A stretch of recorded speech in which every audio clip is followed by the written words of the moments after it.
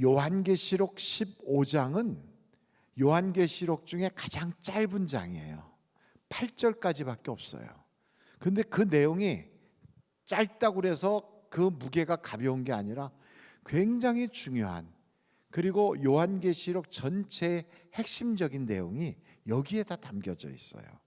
그래서 요한계시록을 사람들은 생각할 때 14만 4천이라든지 무슨 뭐 하얀 옷을 입은 거라든지 심판이라든지 이런 거에 중심이 되는 줄 알지만 이 바로 15장의 핵심이 싹 들어가 있어요.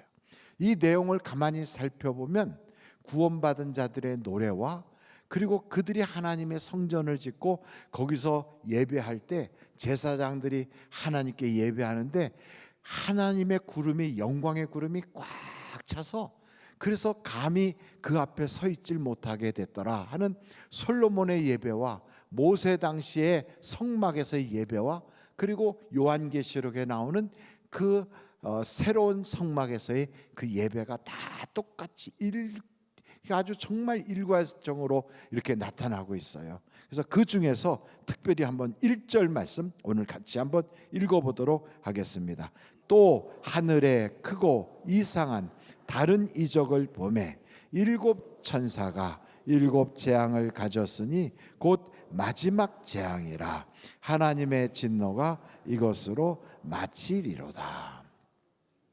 이 말씀을 보면 하나님은 막 진노하는 하나님, 하나님은 우리한테 화딱지 내고 화풀이하고 우리한테 막 야단치는 하나님으로 그렇게 인상이 되어질 것 같은데 우리 하나님은 그런 분이 아니세요. 하나님은 우리에게 뭘 주길 원하시냐면 복 주시기를 원하는 하나님이에요. 그러니까 하나님은 진노하고 우리한테 화풀이하고 그런 하나님이 아니라 이런 모든 기록의 핵심은 그 하나님은 우리에게 복 주기를 원하셔서 우리에게 이와 같이 하신다. 여러분의 가정에 자녀를 야단치는 부모가 자녀 망하라고 야단치진 않거든요. 잘 되라고 야단치잖아요. 그것처럼 하나님도 우리에게 야단을 칠 때는 망하라고 하는 것이 아니라 잘 되라고 하는 거예요. 여러분 하나님의 본심을 한번 보실 텐데 민수기서 6장 22절로 27절 말씀을 보겠습니다. 여호와께서 모세에게 말씀하여 이르시되 아론과 그의 아들들에게 말하여 이르기를 너희는 이스라엘 자손을 위하여 이렇게 축복하여 이르되 여호와는 내게 뭘 주길 원하시고 복 주시길 너를 지키시기를 원하며 25절 여호와는 그의 얼굴을 내게로 비추사 은혜 베푸시기를 원하며 26절 여호와는 그 얼굴을 내게로 향하여 드사 평강 주시기를 원하노라 할지니라 하라. 그들은 이같이 내 이름으로 이스라엘 자손에게 축복할지니 내가 그들에게 복을 주리라. 하나님은 복 주기를 원하시는 하나님. 우리의 인생에 고난이 찾아오고 시련이 있고 문제가 있어도 우리는 거기에 절망할 필요가 없어요. 어려움이 찾아오면 아이고 내가 끝장났구나, 나 망했구나, 이제 어떻게 살고 그렇게 말할 필요가 없어요. 하나님이 나를 단련하신 후에는 정금이 되어 나올 거야. 그런 마음을 가지시면 돼요. 여러분 왜 그러냐면 예레미야 애가 3장 33절을 보시겠어요? 다 같이 한번 읽어보실까요? 시작. 주께서 인생으로 고생하게 하시며 근심하게 하시면 뭐라고요? 본심이 아니세요. 하나님의 본심이 아니에요. 하나님은 우리가 잘 되기를 원하시는 분이에요. 그러나 여러분 그 고생을 통하여 하나님이 우리에게 하시고자 하는 일이 분명히 있어요.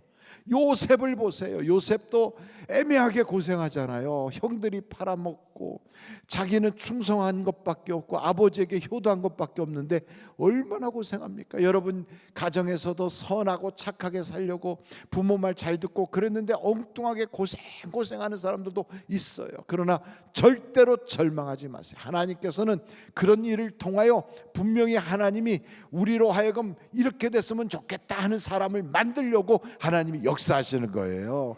그래서 여러분 성경 창세기서 39장 1절서부터 보면 이런 말씀이 있어요. 3절까지 요셉이 이끌려 애굽에 내려가매 바로의 신하 신이 대장 애굽 사람 보디발이 그를 그리로 데려간 이스마엘 사람의 손에서 누구를 샀어요? 요셉을 샀어요. 그러니까 요셉이 팔려가고 노예가 된 거예요. 그러나 여호와께서 요셉과 어떻게 하셨다? 그렇게 팔려가서 노예 생활하는데 하나님이 함께 하신 거예요. 하나님이 그렇게 보내놓고 구경하고 있는 게 아니에요. 여러분 고생하는 거 하나님이 함께하고 계시다고요. 여러분 고생하는 거 쳐다보고 계시는 분이 아니에요. 내가 질병 중에 있을 때, 가난 중에 있을 때, 사람들에게 계속 이상한 소리 듣고 있을 때, 그때 하나님이 나를 방관하고 있거나 나를 멀찍이서 구경하고 있는 게 아니라 나와 지금 함께하고 있다고요. 그러니까 요셉과 함께 하시는데 거기에 보니까 그가 어떤 자가 되었다? 형통한 자가 되어 그의 주인 애굽 사람의 집에 있으니 그의 주인이 여호와께서 그와 함께 하심을 보며 또 여호와께서 그의 범사에 형통하게 하심을 보았더라. 그러니까 여러분 하나님이 형통하게 함께 하세요. 그럼 우리는 생각할 때 아이고 그럼 만사형통해야 되는데 왜 노예 생활을 계속해? 그럴 것 같으면 하나님이 함께 하시면 그 보디발이 그 요셉을 억울하게 끌려온 거니까 자기 아버지 집으로 돌려보내야 정상 아닌가? 아이고 그리고 형들이 팔아먹은 그 못된 형들에 대해서 다 오해를 풀고 그래서 억울한 요셉을 빨리 해방시키는 게 하나님이 형통하게 하는 거 아닐까? 이런 생각을 해보지만 하나님이 생각하는 형통은 우리와 좀 달라요. 어떻게 다른가 하면 우리는 그냥 무슨 일이든지 지금 잘 풀려나가야 그게 형통인 줄 알지만 하나님은 그런 고난을 통하여 우리가 다듬어지고 하나님이 원하는 사람이 되는 과정으로 들어가면 그걸 보고 형통하다 이렇게 보는 거예요. 다르게 말하면 우리를 고난의 학교에다 탁 집어넣어서 거기서 우리의 세상적인 그런 잘못된 생각들 싹 잘라내고 우리의 인생관을 변화시키고 우리로 하여금 세상을 이렇게 살아야지 하는 세계관이 딱 바로 서게 되고 그리고 하나님에 대해서 최고의 가치를 두는 우리의 가치관이 변하도록 하나님이 싹 다듬으시는 그 과정에 우리가 들어가서 연단받고 있으면 나는 몸은 괴롭고 마음은 힘들어도 하나님이 보실 땐 형통한 거야 이렇게. 그래서 나중에 이렇게 고생했던 요셉이 자기 형제들을 만났을 때 뭐라고 얘기하는가? 창세기서 45장 한번 4절부터 보겠어요. 거기에 보면 이렇게 얘기해요. 요셉이 형들에게 이르되 내게로 가까이 오소서. 그들이 가까이 가니 이르되 나는 당신들의 아우 요셉이니 당신들이 애굽의 판자라. 당신들이 나를 이곳에 팔았다고 해서 근심하지 마소서. 한탄하지 마소서. 하나님이 생명을 구원하시려고 나를 당신들보다 먼저 보내셨나이다. 야, 너 잘 만났다. 네가 나 팔아먹었지. 너 한번 나한테 세게 한번 당해봐라. 원수는 외나무다리에서 만난다는데 너 한번 당해봐야지. 이게 아니에요.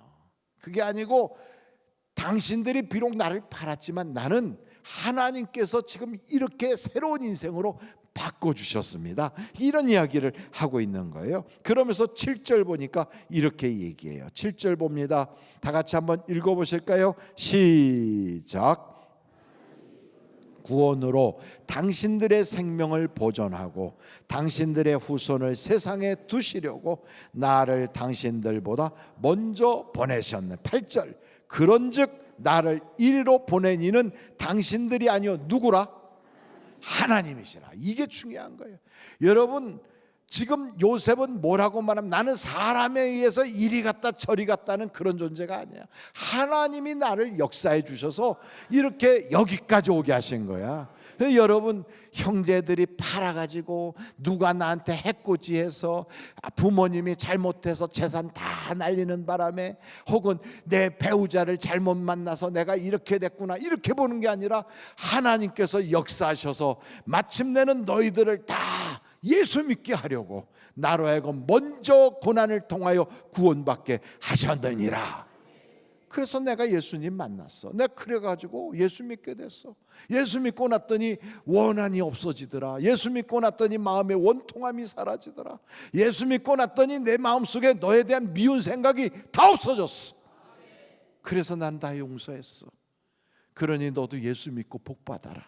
이렇게 말할 수 있는 사람으로 달라지는 것, 이게 바로 요셉이란 말이에요. 여러분, 요셉과 같이 되기를 간절히 바랍니다. 그 하나님이 뜻하신 그 길로 가는 거예요. 이게 바로 복 받는 방법이거든요. 그럼 어떻게 하는 것이 하나님의 뜻대로 사는 것이냐? 여러분, 하나님은 우리가 어떤 사람 되길 원하냐면 사도행전 26장 18절을 한번 보세요. 자, 한번 같이 한번 읽어보겠어요. 시작. 그 눈을 뜨게 하여 어둠에서 빛으로, 사단의 권세에서 하나님께로 돌아오게 하고, 죄 사함과 나를 믿어 거룩하게 된 무리 가운데서 기업을 얻게 하리라 하더이다. 그 눈을 뜨는 거예요. 그래서 어둠 속에 있는 자신을 발견하고 빛 가운데로 나가서, 그리고 사탄의 권세에서 있으면서도 몰라요. 돈이면 단 줄 알아. 세상의 쾌락이면 단 줄 알아. 내가 세상 사람들보다 좀 높아지면 단 줄 알아요. 그런데 그게 아니라 하나님의 자녀가 되는 게 최고로구나. 그리고 하나님의 권세 있는 대로 탁 옮겨져서 마침내는 우리를 거룩하게 하시고, 그리고 하나님이 주시는 그 기업을 얻게 하려 하심이라. 그 기업이 뭐냐? 어떤 사람 사업이요, 어떤 사람은 뭐 장사할 거리요, 뭐 여러 가지 있겠지만 그 기업이라는 건 하나님께서 우리에게 주신 축복이다, 복이다 이 말이에요. 그 복을 여러분이 받으시기를 간절히 바랍니다. 여러분, 이사야서 41장 14절을 보면 하나님이 그 야곱이를 뭐라고 부르냐면, 뭐라고 부르나 한번 읽어보실까요? 시작. 거기까지만 봐요. 야곱이 보고 뭐라고 불러요? 버러지 같은. 버러지가 뭐예요? 벌레. 그런데 옛날에는 지렁이라고 그랬거든. 지렁이 같은 너 야곱아, 버러지 같은 야곱아, 벌레 같은 야곱아. 여러분의 신세가 혹시나 그렇다면 이건요 정말로 가련하게 이루 말할 수 없는 거예요. 한번 지렁이를 보셨나요? 비 오는 날 지렁이가 밖으로 쑥 올라오면 지렁이를 딱 쳐다볼 때, 이야 참 멋있게 생겼구나, 그런 사람이 있나요? 아이고, 지렁이 대책이 없어. 여러분, 지렁이 이빨 보셨어요? 혹시 지렁이 뿔은 보셨나요? 지렁이가 그렇게 맨살로 다니기가 좀 겁난다고 갑옷 입고 나온 지렁이 보셨나요? 하여간 지렁이를 딱 볼 때 얘는 뭐 그냥 살덩어리야. 대책이 없어. 여러분, 닭이 지렁이를 딱 보는 순간 뭐라고 그럴까요? 아이고, 이 단백질 덩어리가 왔네. 콕 쪼아 먹겠지요. 그러니 여러분, 우리의 인생이 이런 버러지, 지렁이 같은 존재라면 세상에 살면서 어떻게 살겠어요?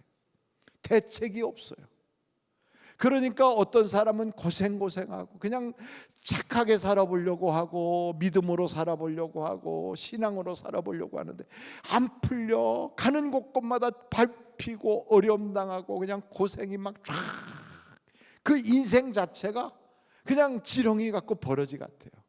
파리를 보면 더 웃겨요. 파리가 싹 날라와가지고 밥 위에 딱 앉았는데 한 숟갈쯤 먹고 갑니까? 아니면 별로 먹는 것도 없습니까? 저는 파리를 볼 때마다 별로 먹지도 못한 게 그냥 잘못했다고 두 손으로 얼마나 빌어대는지. 그렇다고 여러분 용서합니까? 때려잡습니까? 그리고 파리가 죽은 것 보고 초상 치릅니까? 아니면은 잘 죽었다 생각합니까? 생각도 안 해요. 그건 죽어도 그냥 죽은 거야. 여러분, 벌레 같은 인생, 지렁이 같은 인생이 딱 그래요. 세상 살면서 죄송합니다, 이러고 다녀도요 누구 하나, 눈 하나, 눈길 하나 주지 않아. 여러분의 인생이 그렇게 파리 같고 벌레 같고 지렁이 같고 그 버러지 같은 그런 인생을 계속 산다면, 죽을 때까지 그러면서 그냥 짓밟히고 산다면 얼마나 인생이 고달프겠어요. 그런 인생으로 혹시나 태어나서 나는 흙수저야, 나는 이 땅에 태어난 것 자체가 실수야, 나는 실패자야, 이런 사람이 혹 있다면 여러분, 그 인생이 달라질 수 있어요. 얼마든지 변할 수 있어요. 하나님께서는 우리에게 뭐라고 말씀하시냐면 이사야서 41장 14절 다시 한번 보여주세요. 버러지 같은 너 야곱아, 너희 이스라엘 사람들아, 두려워하지 말라. 나 여호와가 말하노니 내가 너를 어떻게 한다고요? 도울 것이다. 하나님이 도와주시겠대요. 하나님이 붙잡아 주시겠대. 하나님이 새롭게 해 주시겠대요. 그래서 우리를 싹 새로운 피조물로 바꿔 주신다 이거지요. 버러지 같은 인생, 지렁이 같은 인생도 달라질 수 있어요. 팔자가 바뀔 수 있어요. 그래서 여러분 성경 한번 찾아볼 텐데 같이 한번 보십니다. 고린도후서 5장 17절이에요. 고린도후서 5장 17절 다 같이 한번 읽겠습니다. 시작. 그런즉 누구든지 그리스도 안에 있으면 새로운 피조물이라. 이전 것은 지나갔으니 보라 뭐가 됐다? 얼마든지 새로운 피조물로 바뀔 수 있어요. 여러분 어떻게 해야 새로운 피조물이 된다고요? 그리스도 안에 있으면, 그리스도 안에 있으면, 버러지라도 그리스도 안에 있으면, 파리같이 싹싹 빌고 다니면서도 얻어맞는 신세랄지라도 그리스도 안에 있으면 새로운 피조물이 될 수 있어요. 그럼 예수 안에 있는다는 게 뭐냐 이거. 예수 안에 있는, 그리스도 안에 있다는 게 뭐예요? 여러분 우리가 예수 믿기 전에는 그리스도 밖에 있었어요. 하나님의 언약에 밖에 있었던 사람이에요. 그러나 예수를 믿고 교회 안에 딱 들어오면 이제부터 그리스도 안에 있는 거예요. 마치 유대 사람들이, 이스라엘 사람들이 그 유월절에 자기 집 임방에 양의 피를 바르고 문설주에 양의 피를 딱 바른 후에 세상에 무슨 일이 있어도 뭐 어떤 사건이 벌어져도 일절 나가지 않고 그 피가 문에 탁 발라진 그 안에 버티고 있는 사람은 그 밤에 죽지 않아요. 저주가 넘어가 버려요. 이걸 유월절이라고 하거든. 그것처럼 여러분 예수의 피, 예수의 이름으로 택함 받은 사람들의 공동체 안에 탁 들어와 있으면 하나님께서 교회 안에서 구원받게 역사하여 주시는 거예요. 교회밖에 구원이 있습니까? 없어요 여러분. 하나님의 아들 예수 그리스도의 이름으로 부름받고 그 피로 보장받은 이 예수님 안에 있어야, 그래야 구원받는 거예요. 여러분은 다 그리스도 안에 계신 거예요. 그리스도 안에 계신 분들은 이런 생각을 해야 돼요. 어떻게 하면 우리 하나님을 기쁘시게 할까? 여러분들은 교회 안에 다니면서 어떻게 하면 하나님을 기쁘시게 할까 이런 마음을 가지고 살고 계십니까? 그렇다면 그 사람은 그리스도가 역사하기 시작하는 거예요. 성령이 내 속에서 역사하시면 생각이 바뀌어요. 전에는 어떻게 하면 애한테 돈이나 좀 더 많이 주나, 어떻게 하면 세상 돈을 더 많이 벌 수 있나, 어떻게 하면 성공 출세할 수 있나, 그런 생각으로 우리가 꽉 차 있었다면 이제는 생각이 바뀌어요. 어떻게 하면 하나님을 기쁘시게 하나. 하나님을 기쁘시게 하는 방법은 다른 데 없어요. 믿음이 있어야 하나님을 기쁘시게 하는 거예요. 그래서 말씀을 들을 때 아멘, 아멘. 왜 아멘을 합니까? 내가 그걸 믿습니다. 내가 그것을 하나님이 주신 말씀으로 듣습니다. 이렇게 믿는 거예요. 어떤 사람은 교회 봉사할 때도 거기다 믿음을 딱 플러스 하나님이 주신 힘으로 하는 것처럼. 그리고 또 여러분 기도할 때도 기도한 건 반드시 응답 주신다는 말씀을 다 믿음으로 받아서 한마디 한마디 할 때마다 이게 이루어진다고 믿는 거예요. 이게 바로 하나님을 기쁘시게 하는 거예요. 믿음이 없이는 절대 하나님을 기쁘시게 할 수가 없어요. 그러므로 여러분 믿는 자가 되시기를 간절히 바랍니다. 여러분 로마서 8장 5절부터 8절을 보겠어요. 거기에 보면 육신을 따르는 자는 육신의 일을, 영을 따르는 자는 영의 일을 생각하나니 육신의 생각은 뭐라고요? 사망이요, 영의 생각은 생명과 평안이니라. 육신의 생각은 하나님과 원수가 되나니 이는 하나님의 법에 굴복하지 아니할 뿐 아니라 할 수도 없습니다. 8절 다 같이 한번 읽겠어요. 시작. 육신에 있는 자들은 하나님을 기쁘시게 할 수 없느니라. 어떻게 해야지 하나님을 기쁘시게 할까요? 영에 속한 생각을 해야 되는데, 영에 속한 생각이 뭐냐? 보이지 않는 하나님을 보는 것 같이 사는 게 영에 속한 생각이에요. 모세가 왜 하나님에게 사랑받고 인정받았느냐면 보이지 않는 하나님을 보는 것 같이 살았거든요. 제 아내 이야기를 한번 하고 오늘 적당히 마치려고 하는데 어떻게 괜찮겠어요? 마누라 얘기하는 사람을 세상 사람들은 뭐라고 얘기하냐면 뭐라고 그래요? 어디 갔더니 파출부라고 그러더라고. 근데 팔불출이죠. 그러나 여러분 보세요. 제 아내가 목회를 따로 하는데 거기는 교회를 곳곳에 세울 때 한인교회를 세우는 게 아니라 현지인교회를 세워요. 네팔에 가면 네팔 사람들을 위한 교회, 캄보디아에 가면 캄보디아 사람들을 위한 교회, 그리고 그 폴란드에 가면 폴란드 사람들을 위한 교회, 이렇게 교회를 세우거든. 근데 네팔에다 교회를 세우고 이제 돌아오는 길에 비행기를 타기 전에 이렇게 공항에서 이렇게 트랜짓을 하는데, 그때 공항 그 옆에 쭉 길을 보면 거기에 저기가 있잖아요. 그저 면세점들이 쭉 있잖아요. 그 면세점을 지나가면서 이렇게 보니까 스와로브스키에 아주 이쁘게 반짝반짝하는 게 있더라는 거예요. 그래서 쓱 지나가면서 이렇게 보고 이쁘네, 그러고 지나갔어요. 그걸 본 사람은 아무도 없어. 그 교회 교인들 중에 누구 한 사람도 그걸 본 사람이 없어요. 그리고 주일 예배를 딱 드렸는데, 예배가 끝나니까 그 교회 어떤 교사가 요만한 걸 하나 갖다 주면서 목사님께 드리고 싶어서 가져왔어요. 그래서 그냥 그게 고마워요. 그리고 핸드백에다 툭 집어넣고, 그러고서 이제 사람들 만나고 교회 이것저것 업무 다 보고 저녁 때가 돼서 집에 왔어요. 집에 와갖고 이제 나한테 배고프다고, 배고파 그래요. 내 아내가 배고프다는 건 저보고 김치볶음밥을 해달라는 거거든요. 그래서 제가 김치볶음밥을 제가 요리를 잘해요. 김치볶음밥을 쫙 해갖고 탁 갖다 줬더니 아주 얼굴이 그냥 좋아가지고 아이고 나 시집 잘 왔다 이러더라고요.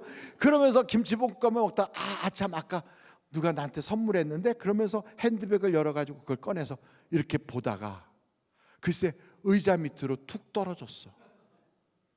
그 왜 의자 밑으로 떨어졌나 뭔가 하고 봤더니 제가 보기에는 아무것도 아니에요. 요만한 상자에 뭐 반짝반짝하는 거 동그란 거 하나 들어가 있어. 이걸 보고 왜 그러나 했더니 허리를 구부리고 등허리를 동그랗게 하고 그 김치볶음밥은 그냥 두고 의자 옆으로 밀어놓고 바닥에 엎드려서 막 이러면서 눈물이 툭툭 떨어지게 막 울고 있어요. 아이고, 김치볶음밥 해준 사람을 생각해서 그렇게 울면 안 되는데. 그래서 여보 왜 울어 그랬더니 이러더니 나중에 하나님이 거기 계셨었어 이러더라고요. 그래서 나중에 그게 무슨 얘기냐 그랬더니 자기는 그냥 이렇게 보고 이쁘다 하고 온 것뿐인데 하나님이 너 그거 이쁘구나 해갖고 그렇게 주셨다 이거예요, 그거를. 그래서 하나님이 그때 내가 거기 있는 걸 보셨구나, 그게 너무 기뻐서 막 하고 울더라고요.